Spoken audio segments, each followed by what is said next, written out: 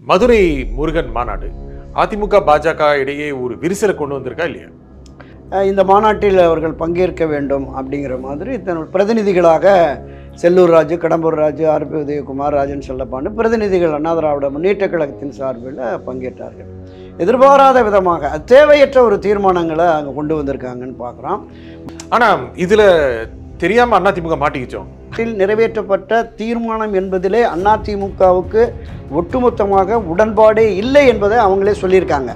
விரிசல் பெருசாக இருக்கும்ல அதிமுக பாஜக. இது இல்லை, இதில் பங்கேற்றது தவறு என்கிற எண்ணமும் உணர்வும் வரலாம். அது அதிமுகவுக்கு எதிரான மனநிலையை உருவாக்காது. சரி, ஆனால் எடப்பாடி இது வரைக்கும் பெருசாக ஒன்று கருத்தை சொல்லி இல்லை, பல விஷயங்கள்ல அவர் கருத்து சொல்லாமையே கடந்து போயிட்டு இருக்காரு. நீங்கள் பாரதிய ஜனதா கட்சியோடு கூட்டணி என்று அமித்ஷா தானே சொன்னார், எடப்பாடி சொன்னாரா? ஆர்எஸ்எஸ்னுடைய முன்னணியினர், பாஜகவினுடைய பல முன்னணியினர் திரு எடப்பாடி பழனிசாமி நம்பகத்தன்மையற்றவராக இருக்கிறார். ஒருவேளை வெற்றி பெற்று கூட்டணி ஆட்சி அமைந்தால் அந்த கூட்டணி ஆட்சிக்கு திரு எடப்பாடி பழனிசாமியை முதலமைச்சர் வேண்டாம் அப்படிங்கிற பார்வை, அப்படிங்கிற பேச்செல்லாம் டெல்லியில் இருக்கிறதா? 50க்கும் மேற்பட்ட உலக நாடுகளில் 100 கோடிக்கும் அதிகமான ஆகாயம் தமிழ் பார்வையாளர்களுக்கு பேரன்பும் திருநன்றி. வணக்கம் ஆகாயம் நண்பர்களே. மதுரை முருகன் மாநாடு அதிமுக பாஜக இடையே விரிசலை ஏற்படுத்தியிருக்கிறதா? இதன் மூலம் என்ன முடிவை அதிமுக எடுக்கும்? இதை பற்றி பேசுவதற்காக பத்திரிகையாளர் திரு துரை கருணா இங்கு வந்திருக்கிறார். வணக்கம் திரு துரை. வணக்கம் சகோதரா. மதுரை முருகன் மாநாடு அதிமுக பாஜக இடையே ஒரு விரிசலை கொண்டு வந்திருக்கா இல்லையா? இல்லை, மதுரையில் நடைபெற்ற முருகன் மாநாடு என்பது இந்து முன்னணி நடத்தியது.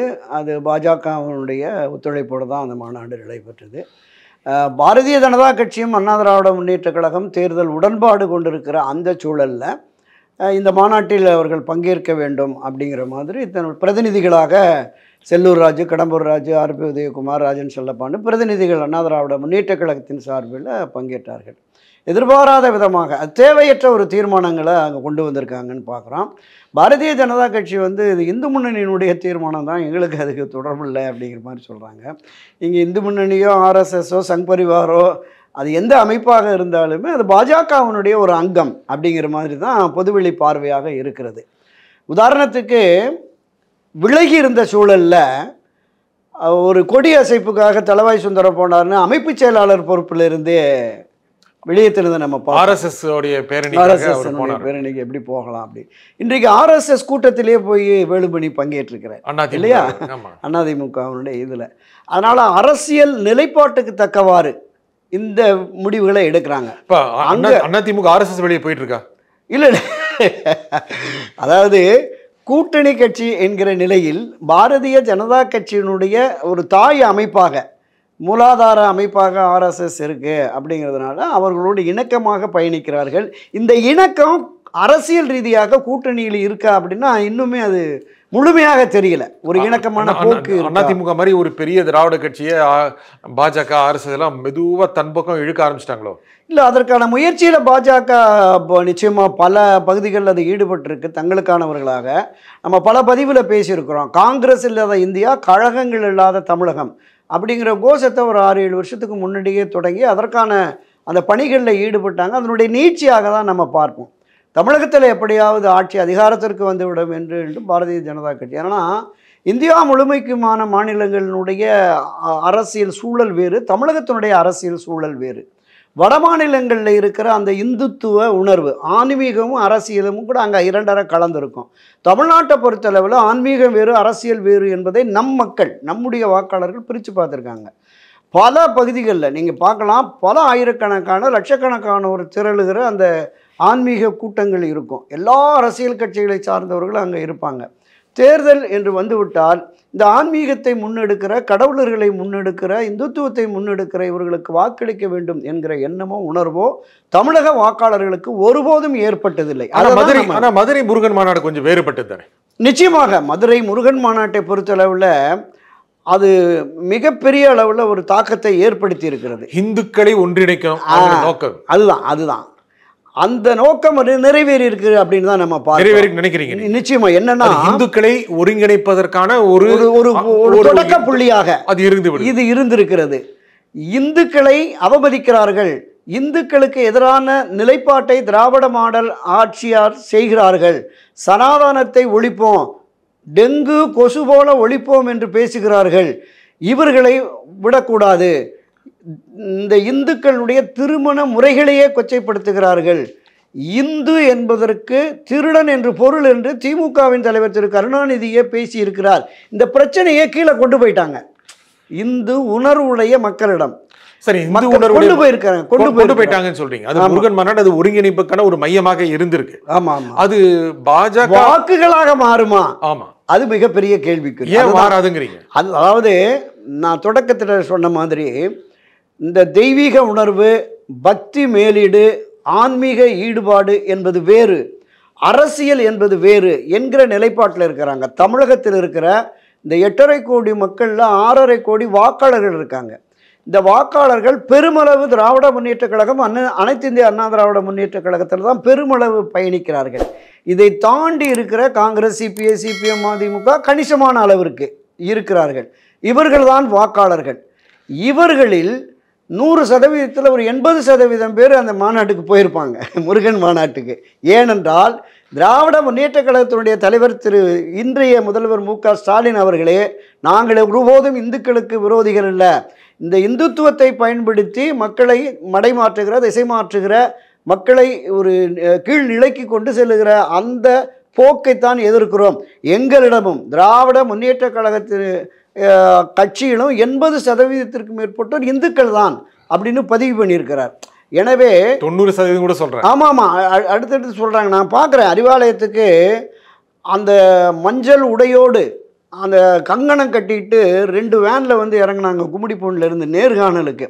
இப்போ இந்த நிலைப்பாடு எல்லாமே மாறி இருக்கு. திராவிட முன்னேற்ற கழகம் என்பது இந்துக்களுக்கோ இந்து கடவுள்களுக்கோ எதிரானதில்லை என்பதை கட்டமைப்பதற்கான பணிகளையும் செய்கிறாங்க. ஆனால் பாஜக, இந்து முன்னணி போன்றவை இந்துக்களையும் ஒன்றிணைத்து திராவிட கட்சிகள் இருந்து, திமுகவில் இருந்து, அதிமுகவில் இருந்து அந்த ட்ரெடிஷனல் பாரம்பரிய வாக்காளர்களை தன் பக்கம் எடுப்பதற்கான முயற்சியை இந்த மாநாடு மூலம் எடுத்தார். நிச்சயமாக நிச்சயமாக 100% எந்த மாற்று கருத்து இல்லை. ஆனால் ஏனென்றால் மனமாற்றம் ஏற்பட்டிருக்கு. இல்லை, ஏனென்றால் இங்க இருக்கிற அரசியல் கட்சிகள் சிறுபான்மை இஸ்லாமிய வாக்குகளையும் சிறுபான்மை கிறித்துவ வாக்குகளையும் நம்பி அவர்களுக்கான ஆதரவு நிலைப்பாட்டை எடுக்கிறார்கள். அவர்களுக்கு ஆதரவான ஒரு செயல்களில் ஈடுபடுகிறார்கள். அவர்களை தூக்கி பிடிக்கிறார்கள், தாங்கி பிடிக்கிறார்கள். இந்துக்களை அவமதிக்கிறார்கள்.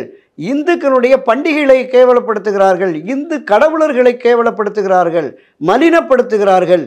இந்த போக்கை மாற்ற வேண்டும் என்கிற ஒரு மனோபாவத்தை, உணர்வை, எண்ணத்தை இந்து மக்களிடம் தோற்றுவிப்பதற்கான ஒரு விஷயமாக தான் நானும் முருகன் மாநாட பார்க்குறேன். ஆனால் இதில் தெரியாமல் அதிமுக மாட்டிக்கிச்சோம். இல்லை, திராவிட முன்னேற்ற கழகம் தொடங்கிய பொழுதே பேரறிஞர் அண்ணா சொன்னார், நாங்கள் வந்து கடவுள் இல்லை என்கிற அந்த கோட்பாட்டில் இல்லை, ஒன்றே குலம் ஒருவனே தேவன் அப்படிங்கிற மாதிரி. ஆனா அது தொடர்ந்து அதிமுக அதை ஃபாலோ பண்ணிட்டு வராங்க, திமுக ஃபாலோ பண்ணிட்டு வராங்க. ஆனா அங்கு போடப்பட்ட காணொளி, அங்கு செய்யப்பட்ட தீர்மானங்கள், நிறைவேற்றப்பட்ட தீர்மானங்கள், இதெல்லாம் அதிமுக மிகப்பெரிய ஒரு நெருக்கடி தானே கொடுத்துருக்க மக்கள் மத்தியில். இல்லை, அதுதான் நீங்க இந்த திராவிட மாடல், திராவிட இயக்கத்தினுடைய போக்கு என்பது ஆன்மீகத்திற்கு, கடவுளர்களுக்கு, இந்துக்களுக்கு எதிரானது என்கிற நிலைப்பாட்டை கொண்டு வந்த தந்தை பெரியார், பேரறிஞர் அண்ணா அதிலிருந்து தொடங்குறாங்க. இந்த இந்து முன்னணியினுடைய முருகன் கடவுளர் இந்த மாநாட்டில் நிறைவேற்றப்பட்ட தீர்மானம் என்பதிலே அதிமுகவுக்கு ஒட்டுமொத்தமாக உடன்பாடே இல்லை என்பதை அவங்களே சொல்லியிருக்காங்க. நாமளுமே நிச்சயமா அந்த இந்து முன்னணி மாநாட்டில் இது போன்ற தீர்மானங்களை தவிர்த்திருக்கணும். இந்த சூழலில், எந்த சூழல், எதிர்வரும் தேர்தலில் பாரதிய ஜனதா கட்சி அதிமுக உடன்பாடு கொண்டிருக்கிறது. அண்ணாவின் பெயரிலே கட்சி தொடங்கிய அவர்களை மாநாட்டு மேடையில் வைத்துவிட்டு அண்ணாவுக்கு எதிரான ஒரு தீர்மானத்தை கொண்டு வருவது என்பது நிச்சயமாக ஏற்கக்கூடிய செயல் அல்ல. இதைத்தான் அதிமுகவினர் சொல்றாங்க. காணொலி எங்களுக்கு பின்னால ஓடிட்டு இருந்துச்சு, என்ன நடந்துன்னே தெரியல அப்படின்னு உதயகுமார் சொல்றாரு, ஆர் உதயகுமார் சொல்றாரு. ஆனா இது எல்லாத்தையும் மீறி அது ஒரு பங்கு வகிச்சாங்க அப்படிங்கிறத மக்கள் மறந்துடுவாங்களா? இல்ல இல்ல, அது ஒரு தர்ம சங்கடமான சூழல் தான். தர்ம சங்கடம் ரொம்ப சாதாரண வார்த்தையா இல்லையா? இல்லை இல்லை, அதாவது அந்த சூழலில் அப்படிப்பட்ட நீங்கள் காணொளி பின்னாடி இருந்ததுனால அந்த சத்தங்கள் காதில் கேட்டிருக்கும்ல, அதை மறுத்து திரு செல்லூர் ராஜு அவர்கள் வந்து இடையிலேயே எந்திரிச்சு போனாங்க அப்படிங்கிற மாதிரி ஒரு தகவல் சொன்னாங்க. அப்போ இது எங்களுக்கு ஏற்படுவதில்லை, இந்த தீர்மானம் எங்களுக்கு ஏற்படுவதில்லை, நாங்கள் மதிக்கிற எங்கள் கட்சியினுடைய நிறுவன தலைவர் புரட்சித் தலைவர் எம்ஜிஆர் காலமெல்லாம் அண்ணா அண்ணா கொடியில் அண்ணா கொள்கையில் அண்ணா தன்னுடைய லட்சியத்தில் அண்ணா என்று அண்ணா பேரிலேயே ஆட்சி அதிகாரத்தை நடத்திய அந்த அண்ணா திராவிட முன்னேற்றக் கழகத்தின் பிரதிநிதிகள் இந்த மாநாட்டு தீர்மானம் எங்களுக்கு ஏற்படுவதில்லை, இந்த காணொலி காட்சி நாங்கள் கண்டிக்கிறோம், வெளியில் வந்திருக்கலாம், வெளியில வந்திருக்கணும். அப்படி வந்திருந்தா விரிசல் பெருசா இருக்கும்ல அதிமுக பாஜக. அதெல்லாம் சால்ஜாப் சொல்லி சமாளிச்சிருவாங்க. அது அதை பண்ணிட்டு அப்புறமா போய் சொல்லிடுறாங்க, வேற வழி இல்லைங்க, எங்க கட்சி தலைவர் எங்க கட்சியில அவர் பேரை வச்சுக்கிட்டு எங்களுக்கு எதிரான நிலைப்பாட்டை நாங்க ஆமோதிக்கிற மாதிரி இருந்தா எப்படிங்க வாக்கு விழும், எப்படி நாங்க ஓட்டு போட முடியும், எப்படி நம்ம அவர்கிட்ட போய் பிரச்சாரம் பண்ண முடியும்னு கேட்கலாம்ல, கேட்பாங்கல்ல. நீங்க சொல்றதை வச்சே கேட்கறதா சொல்லுங்க. அதிமுக பாஜகவுடைய நிலைப்பாடு, இந்த முக்கியமா இந்து முன்னணி பாஜக இவங்கெல்லாம் அந்த மாநாட்டில் நிறைவேற்றிய தீர்மானங்கள், அந்த காணொலியை ஒளிபரப்பியது, இதெல்லாம் வச்சு பார்க்கும்போது அதிமுகவுக்கு வாக்குகள் கிடைக்குமா கிடைக்காதா? இல்லை, அண்ணா திராவிட முன்னேற்ற கழகத்திற்கு என்று நிரந்தரமான வாக்குகள் இருக்கு, கிட்டத்தட்ட 40-42% என்பது இன்றைக்கு ஒரு 20-23% அளவிற்கு வாக்குகள் வந்திருக்கிறது. அண்ணா திராவிட முன்னேற்ற கழகத்திலே பயணிக்கிற 100% பேரும் இந்து உணர்வு, ஆன்மீக உணர்வு, கடவுள் பக்தி உடையவர்கள் தான். விதிவிலக்காக 1-2 பேர் யாராவது இருக்கலாம், அன்வர் ராஜா போன்றவர்கள், பழைய ஆட்கள் இருக்கலாம். ஆனால் இந்த உணர்வு, இந்துத்துவ உணர்வோடு போய் வாக்களிக்கிறது என்கிற நிலைப்பாடு என்பது தமிழ்நாட்டு அரசியல்ல இதுவரையிலும் இல்லை. இனிமேல் வருமா அப்படிங்கிறது நாம இந்த தேர்தலில் பார்க்கணும். உங்க பதில் இருந்து என்னன்னா, அந்த இந்து மாநாடு, முக்கியமா முருகன் மாநாடு, முதல்ல நடந்த முருகன் மாநாடு இந்துக்களை ஒன்றிணைப்பதில் ஓரளவு வெற்றி பெற்றிருக்கிறது நீங்க சொன்னது. நிச்சயமா நிச்சயமா நிச்சயமா இந்துக்களை அந்த மாநாடு ஒன்றிணைத்திருந்தால் அது பாஜகவுக்கு லாபம் தானே? ஆமா, நிச்சயமாக நிச்சயமாக. ஏற்கனவே 3% கிட்டத்தட்ட நீங்க 9-10% பாஜக மட்டுமே வந்து விட்டதாக புள்ளி விவரங்கள் சொல்லுது. ஏன்னா அந்த அணிக்கே கடந்த மக்களவை தேர்தலில் 18% கிடைச்சது. பாஜகவுக்கு அந்த வாக்கு கிடைக்கும் போது, இந்துக்கள் ஒன்றிணையும் போது அது அதிமுகவுக்கும் கிடைக்குமா கிடைக்காது? இல்லை, அதிமுகவுக்கு நீங்க பாரதிய ஜனதா கட்சி அண்ணா திராவிட முன்னேற்ற கழகம் கூட்டணி என்று வருகிற பொழுது இவர்களுடைய வெற்றி முக்கியம் என்று கருதுகிற இதுவரையிலும் மற்ற அரசியல் கட்சிகளில் இருந்த வாக்காளர்கள் அந்த முருகன் மாநாட்டுக்கு வந்தவங்க நிச்சயமா இந்த அணிக்கு ஓட்டு போட மாட்டாங்க. இதை தாண்டி வெறும் ஆன்மீக உணர்வு, இந்து கடவுளர்கள் மீது நம்பிக்கை, அப்படிப்பட்ட நிலையில் உள்ளவர்கள் திராவிட முன்னேற்ற கழகம் தொடர்ந்து கடவுள் மறுப்பு, இந்துத்துவ எதிர்ப்பு என்கிற நிலைப்பாட்டிலே இருப்பது ஏற்புடையதல்ல. இவர்கள் சிறுபான்மை மக்களுக்கானவர்களாக இருக்கிறார்கள் என்கிற கருத்தாக்கம் இந்த மாநாட்டிற்கு வந்த ஒரு 10% பேருக்கு வந்திருந்ததால் அந்த 10% வாக்குகள் பாஜக அதிமுக கிடைக்க வாய்ப்பு கிடைக்கிறது. இந்த மாநாடு மூலம், முருகன் மாநாடு மூலம் நிச்சயமா பாஜகவுக்கு லாபம், அதிமுக லாபம் நிச்சயமாக நிச்சயமாக இருக்கும் இருக்கும் தான். அதிமுக லாபம் தான் நிச்சயமா. கட்சியினர் கண்டனம் தெரிவித்தாலும், எதிர்ப்பு தெரிவித்தாலும், இல்லையா நாங்கள் ஏற்கவில்லை, இந்த கொள்கைகள், இந்த கருத்து காணொலிகளுக்கு ஏற்படுது அல்ல அப்படின்னு சொன்னாலும் அந்த மாநாடு மூலம் பாஜகவுக்கு வாக்கள் கிடைப்பதா, ஒரு அளவு ஆதாயம் கிடைக்கும் என்பதா அதிமுக கிடைக்கும், நிச்சயமாக கிடைக்கும் என்பதா என்னுடைய பார்வை. திமுகவிலிருந்து பாரம்பரிய ஆன்மீக மனம் கொண்டவர்கள் விலகி அதிமுக அணிக்கு போகிறதுக்கு இந்த மாநாடு உதவி இருக்கலாம்னு நினைக்கிறீங்களா? இல்லை, திமுக ஆதரவு நிலைப்பாடுன்னு இல்லை, அந்த திமுகவினுடைய அனுதாபிகளாக திமுக கட்சி சார்ந்து இருப்பவர்கள் அவர்களுடைய வாக்குகள் என்பது கிடைக்காது. ஆட்சி அதிகாரத்திற்கு, ஆட்சி மாற்றத்திற்கு வர வேண்டும் என்று விரும்பி வாக்களித்த சாதாரண சாமானிய அரசியல் சார்பற்ற இந்துத்துவ கடவுளர் உணர்வுடையவர்கள் இந்த பக்கம் வாக்களிக்கலாம். கொஞ்சம் அந்த சாய்வு ஏற்பட வாய்ப்பு இருக்கு. சரி, நிச்சயமா. ஆனா இந்த மாநாட்டில் கலந்து கொண்டது, மேடையில் அமர்ந்தது, அண்ணாவை பெரியாரை பற்றி எதிர்மறையான கருத்துக்களை, ஏன் கொஞ்சம் கண்டனங்களை அந்த மாநாட்டு காணொலியில் ஒளிபரப்பியது, வெளிப்படுத்தியது, இதெல்லாம் தங்களுக்கு எதிராக மாறும் அப்படின்னு அதிமுக நினைக்கவும் வாய்ப்பு இருக்கா? இல்லை இல்லை, அண்ணா திராவிட முன்னேற்ற கழகத்தை பொறுத்தளவில் அந்த மாநாட்டில் பங்கேற்பது கூட்டணி கட்சி என்கிற அடிப்படையில், அதுவும் அது முருகன் என்கிற தமிழ் மக்களில் பெரும்பாலானோர் வணங்குகிற ஒரு கடவுள் என்கிற முறையில் அந்த மாநாட்டில் பங்கேற்பது அவசியம் என்று, அங்கே அரசியல் ரீதியான தீர்மானங்கள் வரும் என்று நிச்சயமாக அவர்கள் எதிர்பார்த்திருக்க மாட்டார்கள். அந்த அண்ணாவையும் அந்த திராவிட இயக்க இயலையும் அவர்கள் விமர்சிக்கிற அந்த பார்வை என்பது அதிமுக இதில் பங்கேற்றிருக்க கூடாது என்கிற எண்ணத்தை உணர்வை கட்சியினரிடம் ஏற்படுத்தும். அப்படி ஏற்படுத்துகிறீங்களா? இல்லை, நிச்சயம் ஏற்படுத்தும். போயிருக்க கூடாது அப்படிங்கிற மாதிரி. அது நெகட்டிவாக மாறுக்குது வாய்ப்பில்லை. அதுதான். அதாவது இவங்க போனாங்க, ஒரு கடவுளர் மாநாடுன்னு போனாங்க. அங்கே அவங்க வந்து இதற்கு எதிரான ஒரு தீர்மானத்தை போட்டார்கள். அவர்களுக்கு இது பாரதிய ஜனதா கட்சி நடத்துகிற மாநாடு அல்ல, இந்து முன்னணி என்கிற அமைப்பு நடத்தியதுனால அவங்களுடைய ஐடியாலஜி திராவிட அந்த இயலுக்கு மாறாக திராவிட தலைவர்கள் எப்போதுமே இந்துக்களுக்கு விரோதிகள் என்கிற மனப்பாங்கு கொண்டிருக்கிற அவர்கள் நடத்தியது. பாரதிய ஜனதா கட்சி என்கிற அரசியல் கட்சிக்கும் அந்த தீர்மானத்திற்கும் தொடர்பில்லை அப்படிங்கிற மாதிரி தான் இப்போ விளக்கங்களை கொடுத்துட்டு இருக்கு. இருந்தாலும் எனவே அதன் மூலமாக இதில் பங்கேற்றது தவறு என்கிற எண்ணமும் உணர்வும் வரலாம். அது அதிமுகவுக்கு எதிரான மனநிலையை உருவாக்காது. ஆனால் எடப்பாடி இது வரைக்கும் பெருசாக அவனுக்கு கருத்தை சொல்லி இல்லை, பல விஷயங்கள்ல அவர் கருத்து சொல்லாமையே கடந்து போயிட்டு இருக்காரு. நீங்கள் பாரதிய ஜனதா கட்சியோட கூட்டணி என்று அமித்ஷா தானே சொன்னார், எடப்பாடி சொன்னாரா? டெல்லியில் போய் ஒரு 3 கார் மாறி போய் அவரை சந்திச்சுட்டு வந்துட்டு மக்கள் பிரச்சனையை பேசினேன் அப்படின்ட்டு தான் வந்தார். அப்போது ஒரு உணர்வு பூர்வமாக இந்த உடன்பாட்டில், தேர்தல் உடன்பாட்டில் என்டிஏவோடு பயணிப்பதில், குறிப்பாக பாரதிய ஜனதா கட்சியோடு பயணிப்பதில் ஒரு நெருடல் திரு எடப்பாடி பழனிசாமிக்கு இருக்கிறதோ அப்படிங்கிறதா நமக்கு தொடக்க முதலே இருக்கிறதோங்கிற சந்தேகம், பொதுவெளி சந்தேகம் இருக்கிறது. இருக்கலாம் நினைக்கிறீங்களா? இல்லை, அப்படி இருப்பதாக பொது வெளிகளில் மக்கள் மத்தியில் ஒரு சந்தேக பார்வை பாஜக உட்பட இருக்கு. பாஜகவுக்கு அந்த சந்தேகம் திரு எடப்பாடி மீதான நம்பகத்தன்மை இல்லை. நீங்க இந்த தமிழ்நாடு பாரதிய ஜனதா கட்சிக்கு ஒரு நயினார் நாகேந்திரன் தலைவர் போட்டிருக்காங்க. அதற்கு பிறகு இப்போ 3-4 மாதங்கள் ஆயிடுச்சு. 2 பேரும் சந்திச்சு பேசினாங்களா? அதிமுக தலைமையில், எடப்பாடி பழனிசாமி தலைமையில் அவர் முதலமைச்சராக இருந்து அந்த அமைச்சரவையில் பாஜக கூட்டணியில் இடம்பெறணும்னு நயினார் நாகேந்திரன் சொல்கிறார். செல்லூர் ராஜு, நம்ம பால்வளத்துறை முன்னாள் பால்வளத்துறை ராஜேந்திரன் பாலாஜி போன்றவங்க தான் இல்லை கூட்டணி ஆட்சி. திரு எடப்பாடி பழனிசாமி நயினார் நாகேந்திரோட கருத்துக்கு பதில் கொடுத்தாராம். கட்சியினுடைய பொதுச் செயலாளர், அவருடைய முடிவு தானே. அப்போ மற்றவங்க பேசினதை ஏதாவது சமாளிக்கணும்னு சொன்னால் அவங்க தனிப்பட்ட கருத்துன்னு மாறிடலாம். கட்சியை தலைமை பொறுப்பேற்றுக்கிற திரு எடப்பாடி பழனிசாமியுடைய நிலை என்ன சொல்லலை. இணைந்து திமுகவை வீழ்த்துவதற்கு களமாடணும்னா இணைந்து செயல்படணும்ல. முதலமைச்சர் பதவிக்கு கஷ்டங்கிறீங்களா? அதுக்கே ஆபத்து வருமோங்கிற மாதிரி தான் இருக்கு. இப்போ பாஜக வெளிப்படையா உடைச்சு சொல்றேன் சார். ஆர்எஸ்எஸ்னுடைய முன்னணியினர், பாஜகவினுடைய பல முன்னணியினர் திரு எடப்பாடி பழனிசாமி நம்பகத்தன்மையற்றவராக இருக்கிறார்.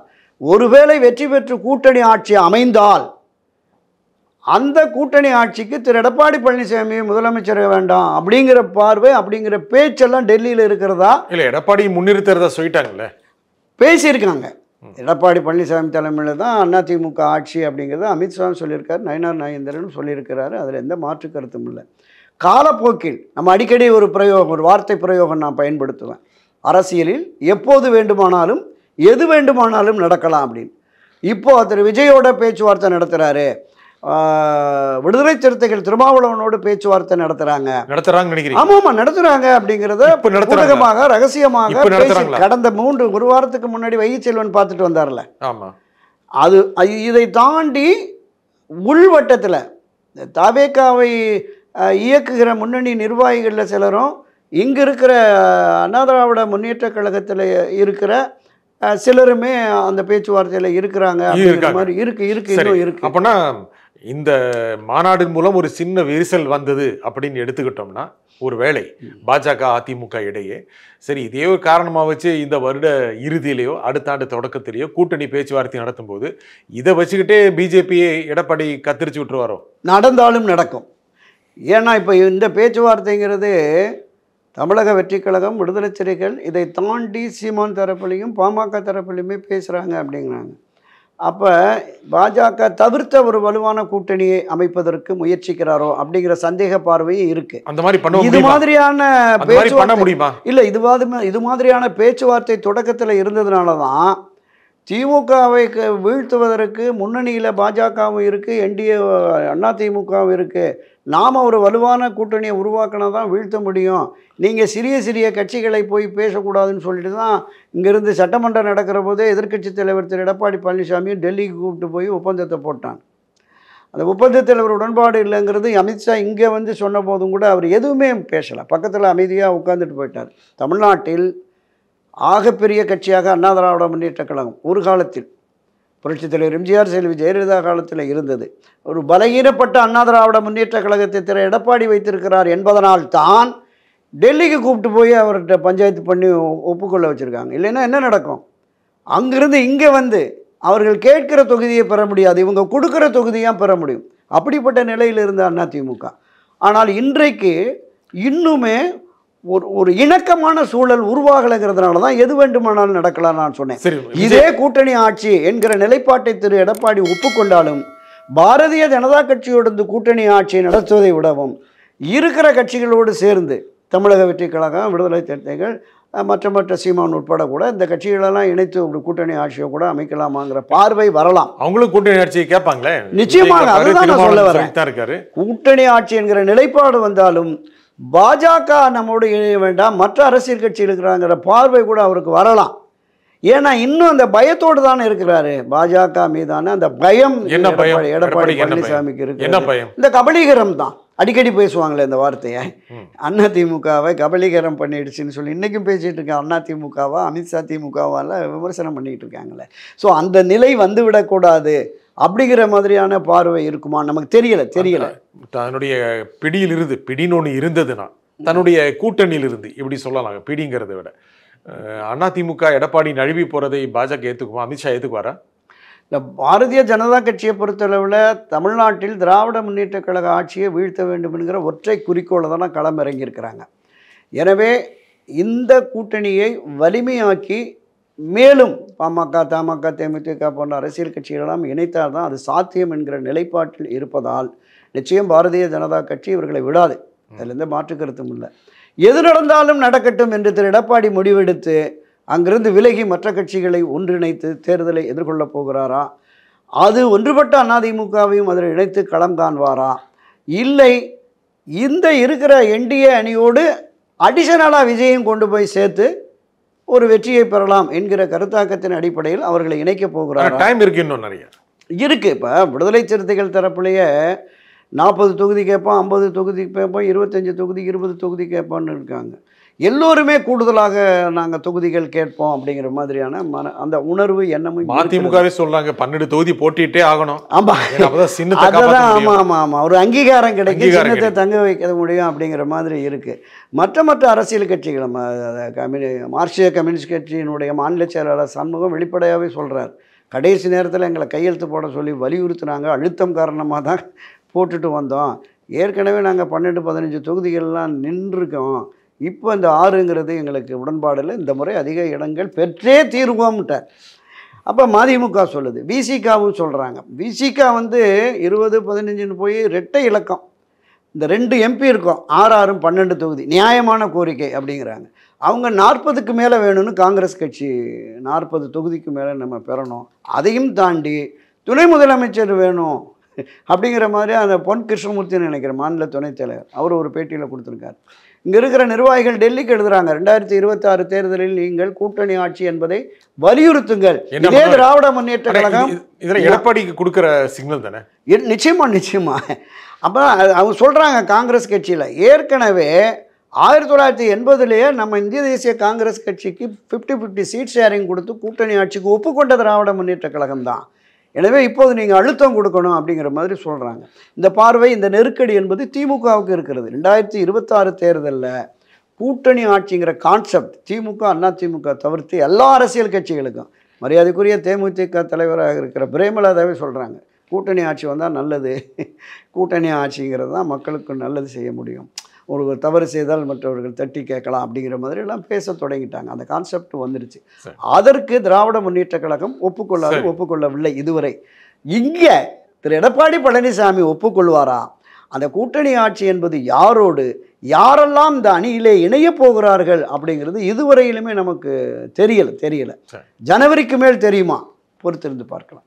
இந்த நிகழ்ச்சியிலும் கருத்து கூறிய திரு துரைக்கரன் மிக்க நன்றி. நன்றி ஐயா. மீண்டும் ஒரு நிகழ்ச்சி சந்திப்போம். நன்றி, வணக்கம்.